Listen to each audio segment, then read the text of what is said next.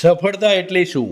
બેંકના ખાતામાં વધતા જતા આંકડા કે પછી માટીમાં રોડાઈને પણ પોતાના મૂળિયાને સાચવી રાખવાની કળા? આ વાર્તા છે એક પિતાની, જેમના માટે એક દીકરાએ એમનું ગૌરવ હતો અને બીજો શરમ. પણ જ્યારે જિંદગીની કસોટી કરી ત્યારે સાચું સોનું કોણ એ સાબિત થયું. ચાલો આજે એ વાર્તાના અંદર ઊંડા ઉતરીએ. આ હતા કેશવલાલ, ગામના નિવૃત્ત શિક્ષક, જેમની પ્રતિષ્ઠા જ એમની ઓળખ હતી. અને આ પ્રતિષ્ઠાનો સૌથી મોટો આધારસ્તંભ હતો એમનો મોટો દીકરો પાર્થ. પાર્થ શહેરની એક મોટી બેંકનો મેનેજર.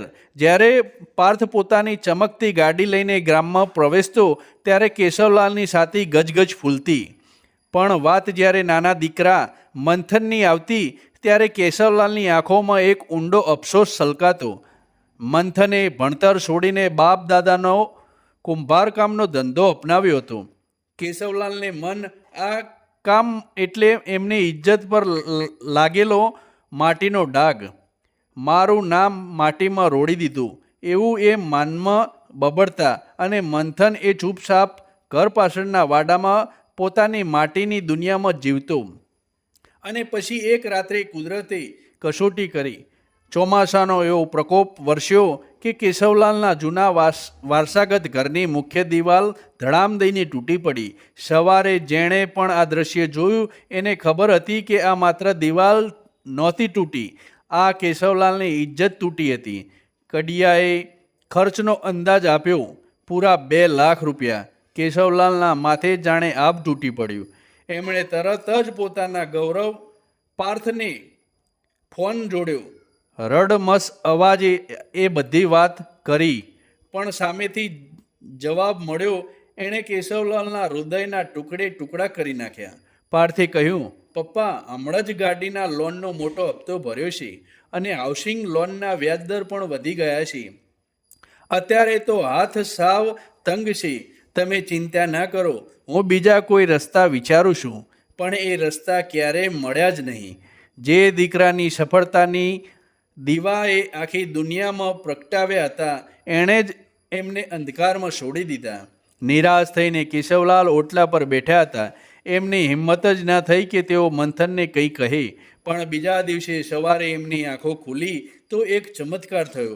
ઘરની બહાર મજૂરો કામ કરી રહ્યા હતા. સિમેન્ટ, રેતી અને ઈંટોનો ઢગલો હતો. અને એમનો નકામો દીકરો મંથન એક મજૂરની જેમ જ પરસેવો પાડી રહ્યો હતો.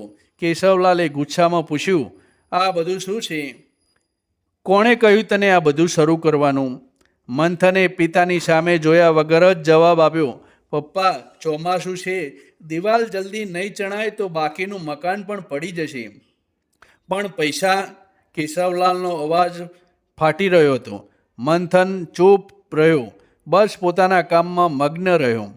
એ જ વખતે ગામના સરપંચ ત્યાંથી પસાર થયા. એમણે કેશવલાલના ખભા ઉપર હાથ મૂકીને કહ્યું, વાહ કેશા માસ્તર, દીકરો તો તમારો સાવ સોનું છે. અમને તો હમણાં જ ખબર પડી કે ઉદયપુરની એક મોટી હેરિટેજ હોટલમાંથી એને માટીના ખાસ વાસણો બનાવવાનો એક મોટો ઓર્ડર મળ્યો હતો. અને એ માટે એને જે એડવાન્સ રકમ મળી હતી એ બધી જ એણે તમારા ઘરની દિવાલ પાછળ લગાવી દીધી.